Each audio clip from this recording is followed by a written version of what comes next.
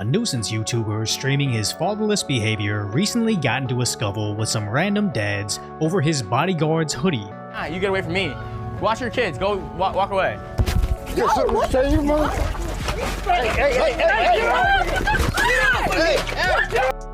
McKinley, back up.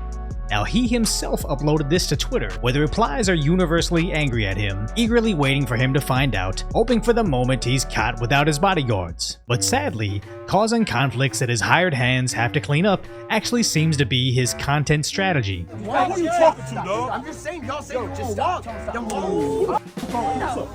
What is wrong with you? As he himself posted it to X, getting over 6 million views. Now, apparently he's been doing this for years, as this video recently resurfaced. What? Little prompt, what you gonna do? What you gonna do? Yeah.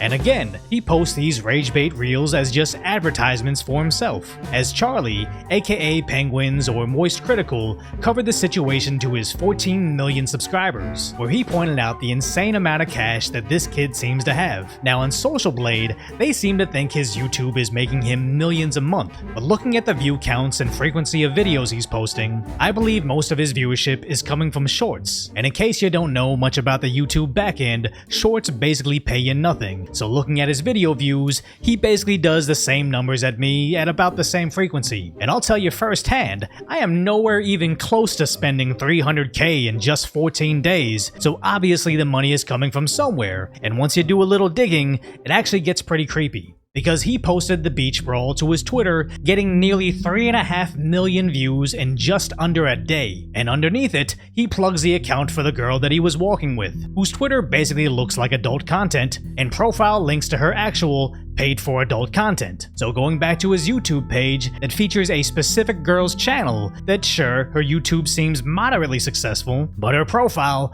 also links to her paid for adult content. And the more you dig into his social media accounts, the more he links to girls just like this that click funnel you straight into their paid for adult content, as he basically has a stable of women where he looks like Butters when he inadvertently became a pimp.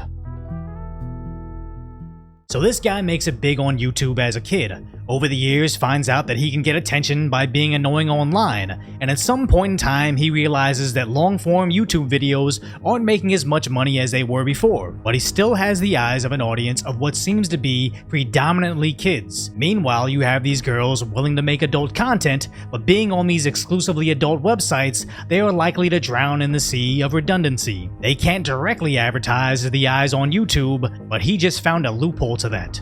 This is like the new version of the tobacco industry covertly trying to target kids, and you want to know how I know that's what's happening? Because he basically admits it himself. As he went on the No Jumper podcast with Adam22, who also does adult content aside from YouTube, where he briefly speaks on having OnlyFans creators on his team. What kind of employees are we talking? What's the team look like? I have a bunch of filmers, editors, and then there's like OnlyFans employees? something like that. I don't know. Right. Okay. But hey, I mean, this guy's big into OnlyFans, I know.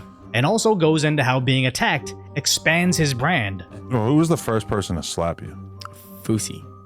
And how did that feel? Because that's really... Felt great. I slept like a baby that night. Really? Yeah, I actually got 20 million views on my overnight. And I was like, yeah. Now I took that slap and I'm trying to turn it into a kick deal. So we're running with it. Things are going well. I don't know what I'm allowed to say, but... Do you ever tell the security guards, like, let this happen for a little bit? I mean, like, low-key, everyone's roasting my security guard, but I'm like, yo, if I didn't get slapped, wouldn't be as viral. Where's so. the content? Yeah, exactly. But hey.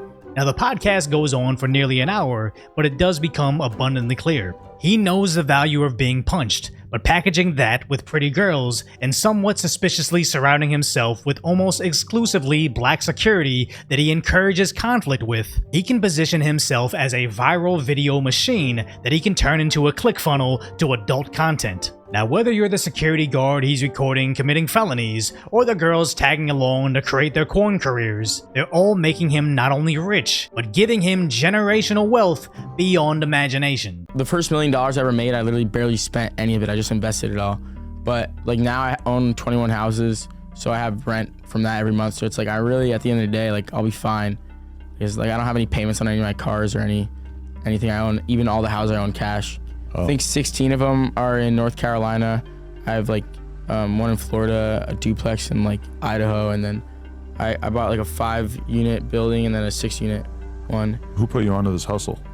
Now, one thing I want to point out here is, look how excited he is on the left to discuss how he remains relevant through his fatherless behavior, versus on the right, seemingly incredibly uncomfortable to talk about the insane amounts of wealth he's obtained. So I'm in no way trying to say he's misunderstood or trying to exonerate his terrible antics, but I do believe, at least at some level, even he knows what he's doing is wrong, but he just can't manage to walk away from this colossal opportunity at cash, thinking why stop now when you've already sold your soul. So if you appreciate my concise, lighthearted commentary on the tragic status of today's reality, hopefully I've earned your subscription, then go check out the video on how Japan finally got rid of all the people streaming unemployed behaviors.